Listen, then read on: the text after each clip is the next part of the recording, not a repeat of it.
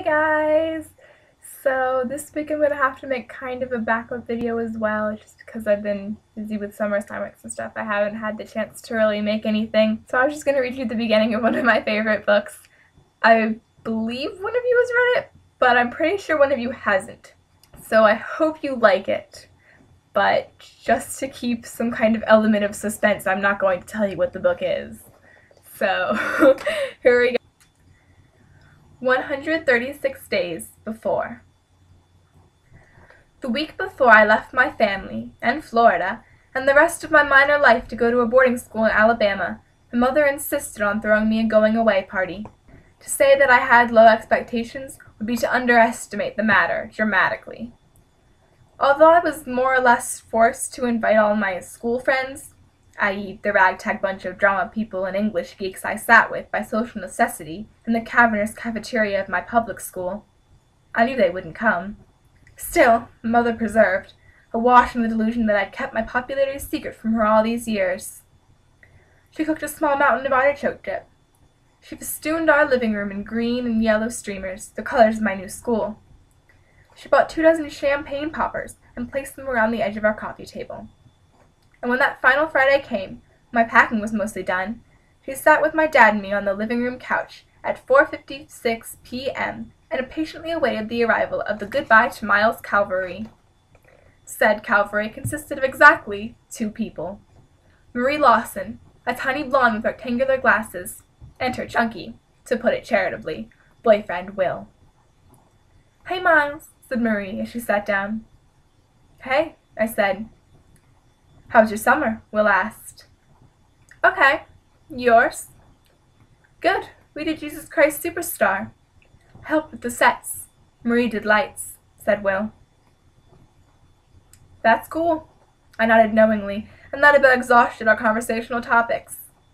I might have asked a question about Jesus Christ Superstar, except that 1, I didn't know what it was, and 2, I didn't care to learn, and 3, I never really excelled at small talk.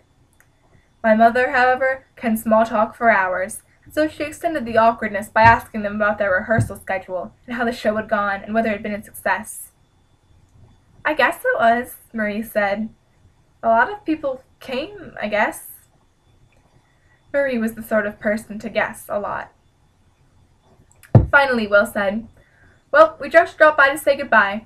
Gotta get Marie home by 6. Have fun at boarding school, Miles." "Thanks," I answered, relieved. The only thing worse than having a party that no one attends is having a party attended by only 2 vastly, deeply uninteresting people. They left, and so I sat with my parents and stared at the blank TV, and wanted to turn it on, but knew I shouldn't. I could feel them both looking at me, waiting for me to burst into tears or something, as if I hadn't known all along it would go precisely like this. But I had known. I could feel their pity as they scooped artichoke dip with chips intended for my imaginary friends, but they needed more pity than I did. I wasn't disappointed. My expectations had been met. "Is this why you want to leave, Miles?" Mom asked. I mulled it over for a moment, careful not to look at her. No," I said. "Well, why then?" she asked. This was not the first time she'd posed the question. Mom was not particularly keen on letting me go to boarding school, and had made no secret of it. "Because of me?" my dad asked. He had attended Culver Creek, the same boarding school to which I was headed, as had both of his brothers and all of their kids. I think he liked the idea of me following in his footsteps. My uncles had told me stories about how famous my dad had been on campus for having simultaneously raised hell and aced all of his classes. That sounded like a better life than the one I had in Florida. But no, it wasn't because of Dad. Not exactly. "Hold on," I said. I went to Dad's study and found his biography of Francois Rabelais. I liked reading biographies of writers, even if, as was the case with Monsieur Rabelais, I'd never read any of their actual writing. I flipped to the back and found my highlighted quote. "Never use a highlighter in my books," my dad had told me 1,000 times. But how else are you supposed to find what you're looking for? "So this guy," I said, standing in the doorway of the living room. "Francois Rabelais. He was this poet, and his last words were, I go to seek a great perhaps. That's why I'm going. So I don't have to wait till I die to start seeking a great perhaps. And that quieted them. I was after a great perhaps, and they knew as well as I did that I wasn't going to find it with the likes of Will and Marie. I sat back down on the couch between my mom and my dad put his arm around me, and we stayed there like that, quiet on the couch together, for a long time, until it seemed okay to turn on the TV, and then we ate artichoke dip for dinner and watched the History Channel. And as going away parties go, it certainly could have been worse. 128 days before. Florida was plenty hot, certainly, and humid too. Hot enough that your clothes stuck to you like Scotch tape, and sweat dripped like tears from your forehead into your eyes. But it was only hot outside, and generally I only went outside to walk from one air-conditioned location to another. This did not prepare me for the unique sort of heat that one encounters 15 miles south of Birmingham, Alabama, at Culver Creek Preparatory School. My parents' SUV was parked in the grass just a few feet outside my dorm room, room 43.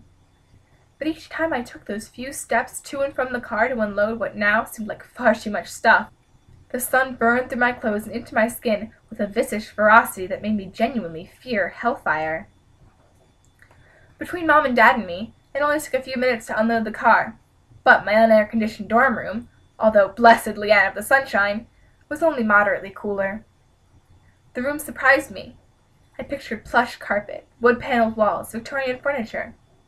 Aside from one luxury, a private bathroom, I got a box, with cinder-block walls coated with thick layers of white paint, and a green and white checkered linoleum floor. The place looked more like a hospital than the dorm room of my fantasies.